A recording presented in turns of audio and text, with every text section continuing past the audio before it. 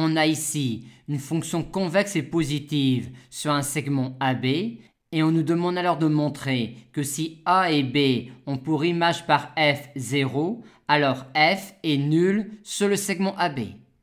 C'est clair car on a tracé ici la séquente à la courbe passant par les points d'abscisse A et d'abscisse B.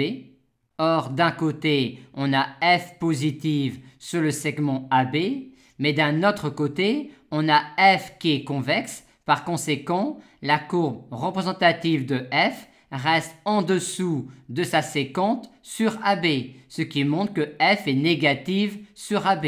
On en conclut finalement que f est nul sur le segment AB. On nous demande maintenant d'en déduire que si une fonction convexe possède un minimum sur un intervalle, soit ce minimum est atteint en un seul point, soit il est atteint en une infinité de points.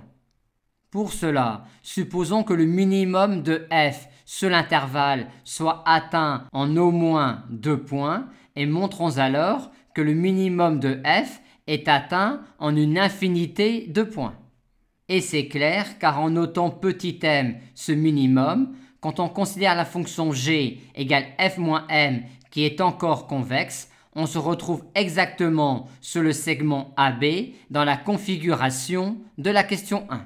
Et on peut donc en déduire que f moins m est nul sur le segment AB, c'est-à-dire que le minimum de f sur l'intervalle est atteint en tous les points du segment AB.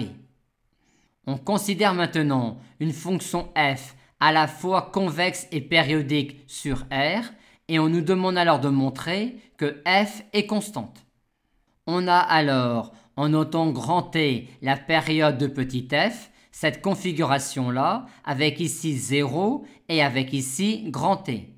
Et on a donc ici une séquente à la courbe. Et f étant convexe, on peut dire que la courbe représentative de f est en dessous de la séquente sur le segment 0t, par contre qu'elle est au-dessus, en dehors du segment 0t.